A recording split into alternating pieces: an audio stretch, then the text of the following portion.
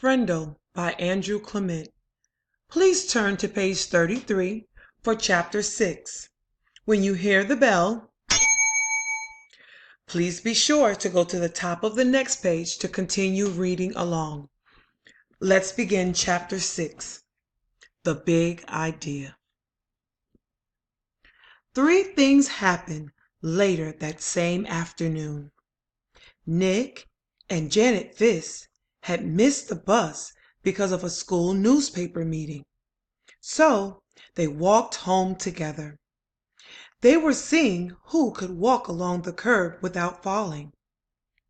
It took a lot of concentration, and when Janet stepped off into the street, Nick said, "That's 3 points for me."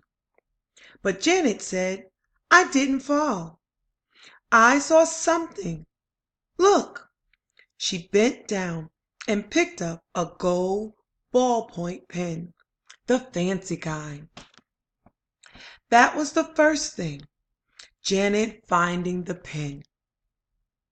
They got back on the curb, and Nick followed Janet, putting one foot carefully in front of the other on the narrow concrete curb.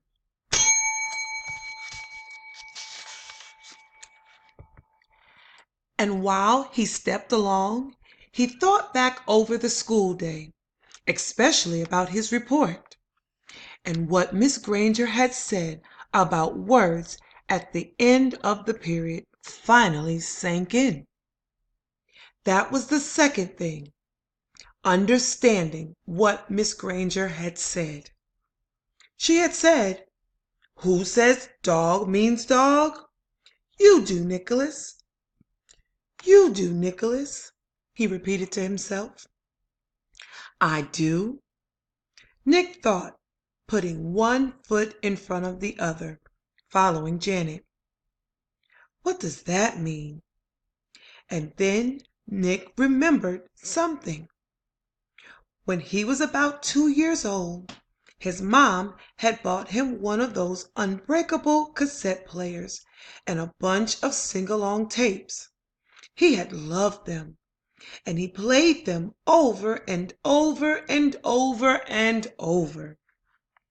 He would carry the tape and the player to his mother or his big brother or his father and bang them together and say, "Quagga, quagga, quagga," until someone put the cassette in the machine and turned it on.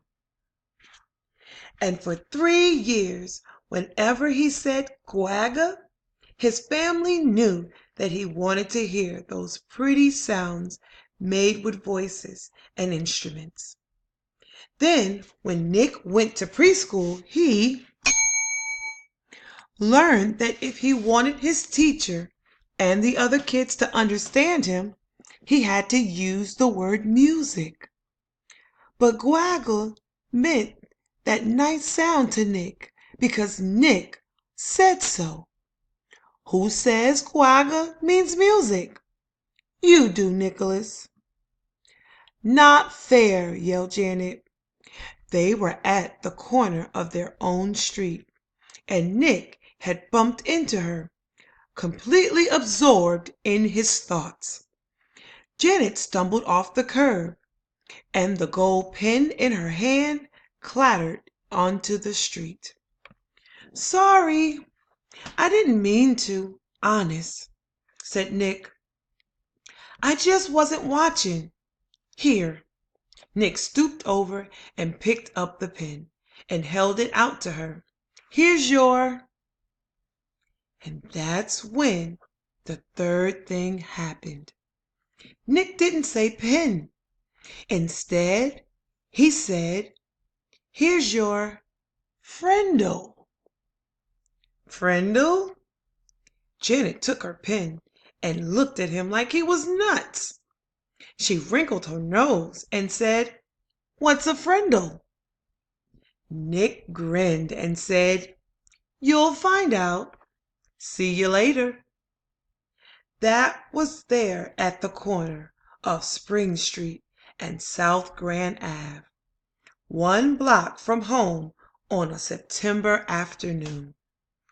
That's when Nick got the big idea.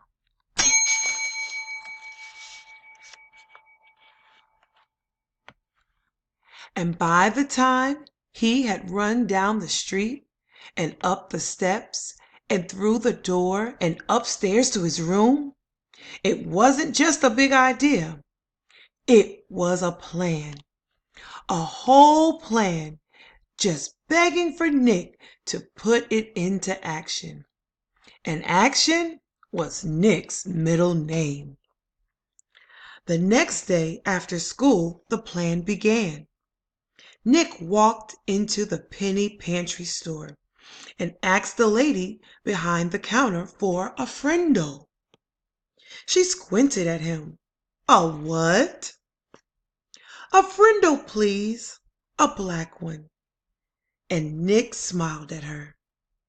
She leaned over closer and aimed one ear at him. "You want what?" "A Frindle."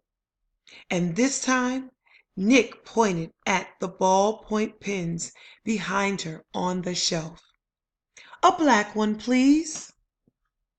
The lady handed Nick the pen. He handed her 49 cents and said, "Thank you," and left the store.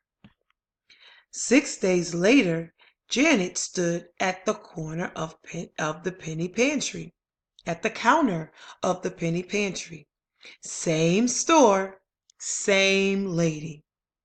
John had come in the day before, and Pete the day before that, and Chris the day before that, and Dave the day before that. Janet was the 5th kid that Nick had sent there to ask that woman for a Frindle. And when she asked, the lady reached for the pen and said, "Black or blue?"